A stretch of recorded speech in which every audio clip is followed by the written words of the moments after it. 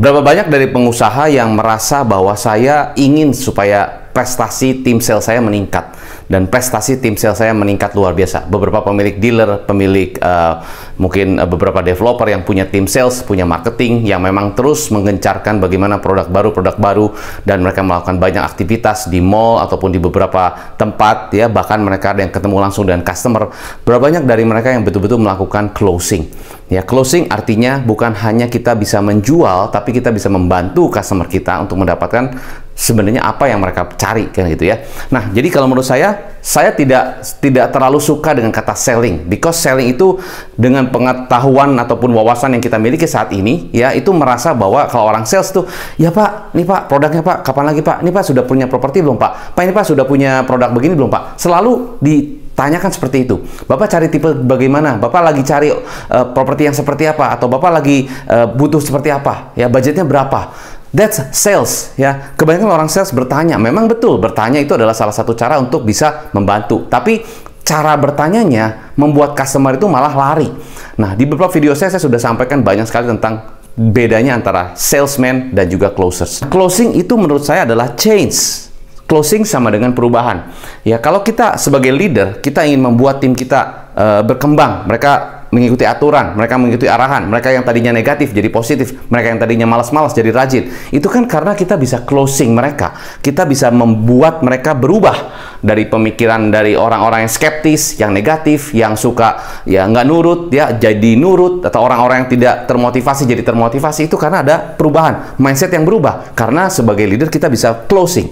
Nah, sebagai orang sales sama. Customer mungkin tadinya nggak mau, customer mungkin tadinya nggak butuh, customer mungkin merasa saya nggak punya budget, atau mungkin customer dan sebagainya nggak jelas, saya mesti pikir-pikir dulu. Karena kita bisa closing, kita bantu mereka, maka mereka berubah. Jadi sebenarnya closing is a change, ya. Beberapa customer di push dengan cara sales, mereka nggak mau karena namanya berubah kan itu di luar zona nyaman, di luar zone, comfort zone kan, di luar comfort zone. Jadi mereka nggak mau berubah, ya. Apalagi dengan cara begini, Pak, Ibu, Bu, kapan lagi Bu? Ini lagi bagus Bu, kapan lagi Pak? Ini promo Pak. Ditambah seperti itu, orang dipaksa berubah, orang pasti akan lari.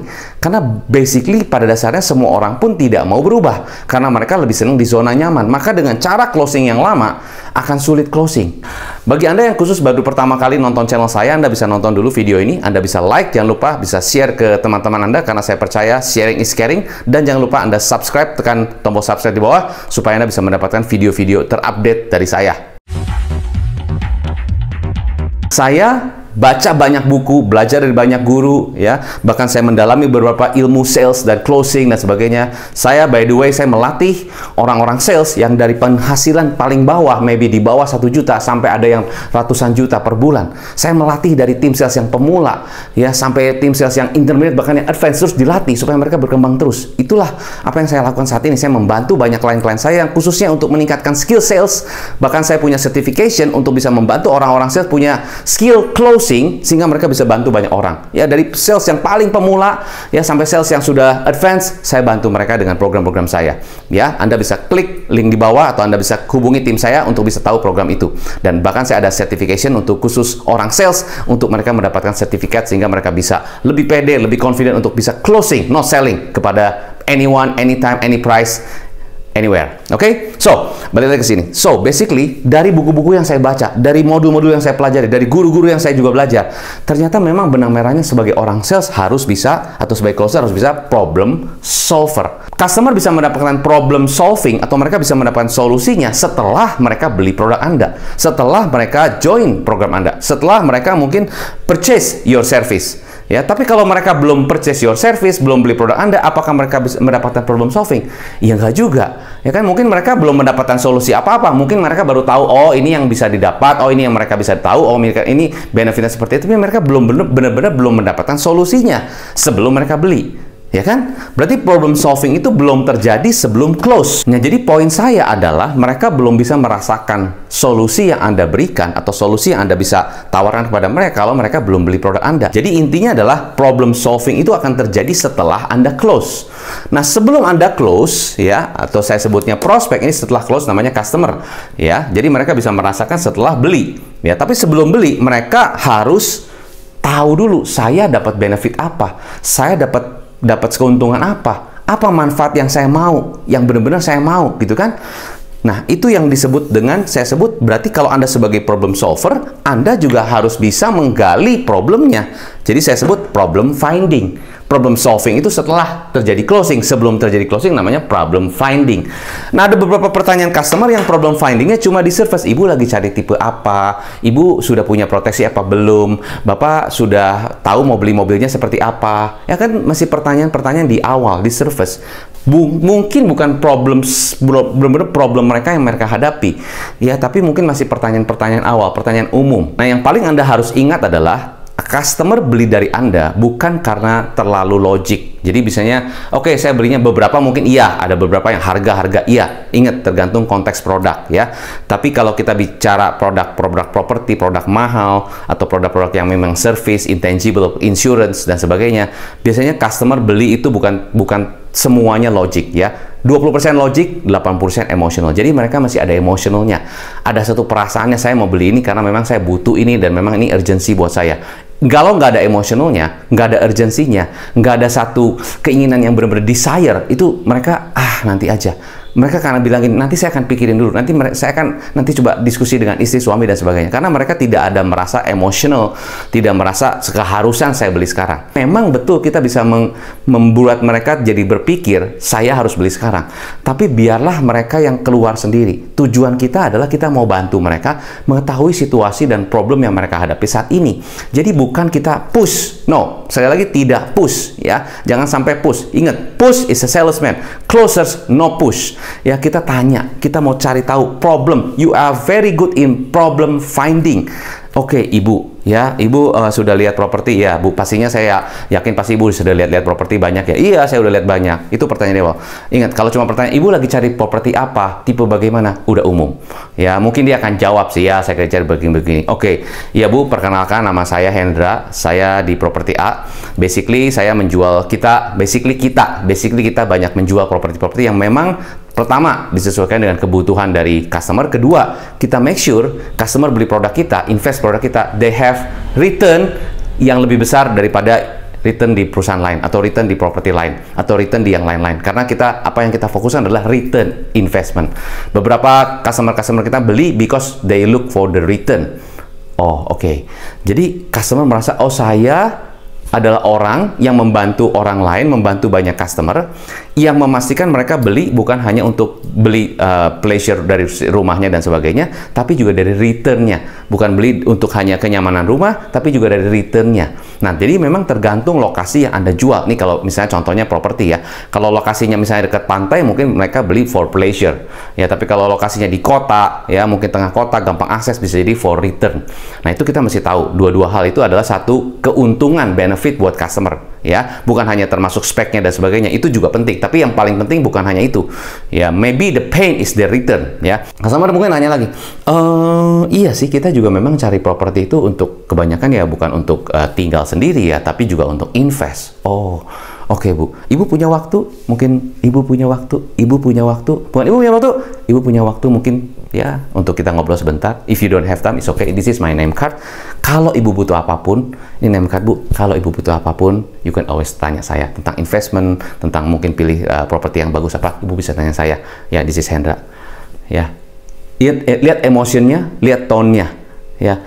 See that we are really concerned, kita benar-benar care, peduli dengan customer. Bu, ini kartu nama saya. In case Ibu butuh sesuatu tentang investasi rumah, ataupun Ibu lagi cari manapun, you can call me. Ya, this is my WhatsApp. Oke? Is it okay kalau saya WhatsApp Ibu?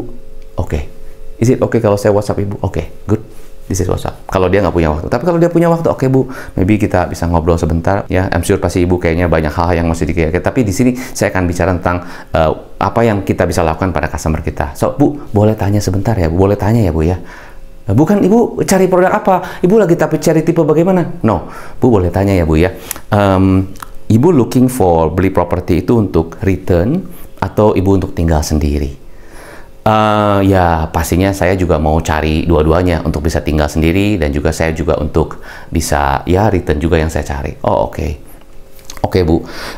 Kalau saya boleh, kalau Ibu nggak keberatan, of course ini confidential antara kita, ya, Bu, ya, dan pastinya kita menjaga benar-benar privasinya customer kita. So, Ibu boleh tahu, Bu, secara mungkin saat ini ya income ibu ataupun pendapatan yang ibu saat ini ya dengan suami atau segimana itu sekitar berapa yang ibu alokasikan untuk invest, karena kita ada beberapa metode pembayaran dan kita juga ada beberapa program produk-produk kita ya, rumah-rumah kita yang kita sesuaikan dengan budgetnya customer kalau memang ibu looking for return. Ya, per bulan sih mungkin kita sudah, saya sih belum alokasikan ya dengan suami saya gini. Oh, oke. So, let's suppose ya, seandainya ya Bu, ibu alokasikan sekian, ya misalnya ibu alokasikan sekian. Nah, ibu lihat dalam waktu, misalnya ibu setahun ya, sesuai dengan begini, lihat dalam setahun, ini properti ini kita akan jadi dalam waktu 4 bulan ke depan, dan sudah bisa mulai, kita ada grand launching, dan di situ sudah mulai bisa disewakan Bu. Dan beberapa customer kita di properti yang sudah itu mereka menyewakan sebulannya sekian. Jadi comparison antara cicilan dan sewanya itu bisa returnnya besar. Itu dari sisi return untuk sewa, atau artinya cicilannya bisa terbayarkan dari sewanya. Kedua, ya jelas dari property gain-nya itu yang bisa meningkat sekian karena kita ada pembangunan dan sebagainya. So is this what you looking for, Bu? Iya sih. Ini yang saya cari. Oke. Rencana ibu bagaimana kalau boleh saya tahu? Rencana ibu bagaimana kalau boleh saya tahu?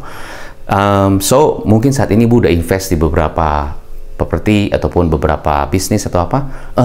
Saya saat ini sih masih mulai ke bawah jawabannya. Ya, lihat. Saya mulai menggali pertanyaan-pertanyaan saya mulai ke bawah.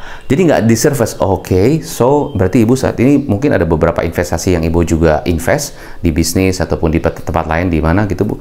Ya paling-paling ya di bisnis saya ada kecil-kecilan lah. Lalu juga saya ada ini apa di deposito reksadana juga ada. Oke, so jadi ibu yang ibu cari ini more about return ya Bu ya? Iya, karena orang bilang katanya kalau invest properti itu returnnya lebih banyak, lebih untung. Iya, itu memang betul sekali Bu. Dan tapi kita juga mesti tahu tentunya ya, saya juga ingin bantu ibu. Ingat, saya juga ingin bantu ibu supaya ibu bisa sesuaikan dengan alokasi budget yang ibu akan tiap bulan alokasikan dan maksimalkan return ibu dan meminimalisir resiko. Itu yang saya akan sampaikan kepada ibu. Tapi kalau ibu saat ini mungkin ibu sedang ada kesibukan segala macam, kita bisa reschedule anytime. Is it okay Bu kalau kita reschedule anytime? Ya, oke. Menurut ibu kapan waktu yang tepat untuk kita bisa? Ya mungkin nanti kita. Nah, dia ya betul kan, nanti kita jadi mereka yang lebih termotivasi untuk bisa ketemu Anda. Karena mereka merasa this is something yang saya mau cari nih, sesuatu yang saya cari. Oke, boleh deh. Mungkin minggu depan boleh deh. Mungkin minggu depan hari Selasa gimana? Boleh Selasa, tapi Selasa kebetulan saya ada appointment di pagi hari. Kalau Rabu gimana? Rabu siang boleh deh, Rabu siang. Oke, Rabu siang jam 2 ya Bu ya. Rabu siang jam 2 kebetulan saya masih kosong slotnya. Nanti saya alokasi buat Ibu. Oke. So in the meantime Bu, dalam waktu ini boleh kalau bisa Ibu share kepada saya mungkin ya estimated Ibu alokasi budget income-nya berapa per bulan. Lalu juga mungkin Ibu bisa lihat saya kasih beberapa materi buat Ibu, saya kasih brosur buat Ibu. Ibu bisa lihat investasi yang mana atau tipe yang mana yang ibu merasa itu yang memang paling cocok sama ibu. Jadi waktu kita ketemu ibu sudah lebih jelas apa yang ibu ingin sampaikan dan apa yang ibu ingin tentukan yang mana. Sesuaikan. Is it okay? Ya, oke. Nah, apa yang saya lakukan adalah saya tidak bertanya di surface. Saya emosional saya, tone saya, dan penggalian pertanyaan. Saya fokus kepada situation dan problem questions with emotion. Nah, banyak orang sales yang hanya bertanya, tapi nggak ada emotionnya, nggak ada tone-nya. Ya Bu, jadi gimana Bu? Menurut Ibu gimana? Jadi terlalu tinggi bisa jadi, atau mungkin terlalu needy, terlalu pushy. Nah, itu yang membuat customer merasa, kayaknya kurang cocok, kurang pas. Ada beberapa yang bilang, mungkin saya akan pikir-pikir. Nah, pikir-pikir bisa jadi mungkin mereka tidak mau keluarkan alasan sebenarnya kenapa. Nah, tugas kita sebagai closer, kita justru mesti tahu apa sih alasan sebenarnya mereka tidak mau keluarin. Nah, itu yang paling penting. Jadi Anda mesti tahu kenapa customer tidak mau keluarkan alasan sebenarnya. Ya Bu, saya setuju. Mungkin Ibu tidak saat ini mungkin perlu pikirin dulu. I understand totally. Tapi seandainya Ibu bisa kasih mungkin apa yang Ibu pikirkan kepada saya, mungkin saya bisa bantu Ibu dengan lebih baik lagi. Oh, iya sih sebenarnya masalah budget sih. Oh, oke, masalah budget. Ada lain lagi Bu selain budget? Mungkin yang ada lain lagi yang selain budget yang Ibu pikirkan? Ya, saya juga nggak yakin apakah suami saya juga setuju apa enggak. Oke. So, dari dua itu yang mana yang paling bikin Ibu harus mungkin banyak pikiran atau banyak terpikir, itu yang mana yang paling berat mungkin, atau yang paling kayaknya banyak jadi satu pikiran. Itu tuh kayaknya mesti ngobrol sama suami. Oke, it's okay Bu, nggak apa-apa, saya mengerti banget, pasti banyak seperti ini. Nanti mungkin saya akan WA Ibu, it's okay. So, saya akan kasih beberapa solusi yang terbaik bagaimana, karena banyak juga customer yang merasa seperti itu, karena suaminya dominan dan sebagainya. Tapi, saya ada beberapa solusi. Oh ya, boleh. Oke Bu, nice to meet you. Nanti saya akan WA ya. Dan, selesai. Nah, tugas sales kita concern dengan customer, kita concern dengan apa yang menjadi mungkin keberatan mereka dan sebagainya. Justru kita dengan ada objection, kita jangan merasa tertekan atau kita merasa aduh mereka nggak beli. No, justru mereka punya keberatan. Mindsetnya kita adalah justru oke, thank you mereka punya seperti itu. Saya ingin bantu gimana caranya. Mungkin saya ingin tanya dengan pertanyaan saya mungkin terlalu direct, mungkin saya terlalu script. Nah itu yang membuat customer takut. Mereka mengungkapkan alasan sebenarnya. Seperti kalau kita ketemu orang baru kan mereka belum apa-apa, nggak mungkin ceritain semua. Nah ada beberapa hal yang mungkin kita mesti concern, mesti tanya, mesti diem, mesti segala macam. Nah itu tujuan orang sales. Nah saya tidak mungkin bisa kasih contoh ini semua di dalam video ini. Dan tentunya kalau Anda mau tahu semuanya, saya ada program khusus untuk orang sales.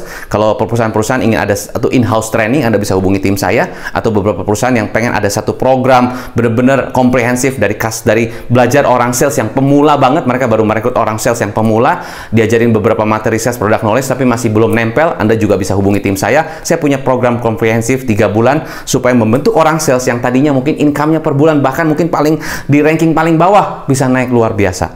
Ya, itu karena program yang kita susun sesuai dengan apa yang menjadi kebutuhan customer-customer kita, klien-klien kita, dan tentunya perusahaan-perusahaan yang memang memiliki banyak orang sales yang mengandalkan orang sales untuk menjadi satu senjata untuk bisa mendapatkan omset. Nah, bayangkan kalau orang sales Anda closingnya makin keren, closingnya makin bagus, akankah perusahaan Anda semakin bagus? Tapi kalau Anda tidak seperti itu, atau Anda biarkan ya skill dari tim sales seperti ini, apa yang terjadi di bisnis Anda? So, semoga bisa bantu Anda. Sukses selalu. Saya Hendra Hilman. Salam closing.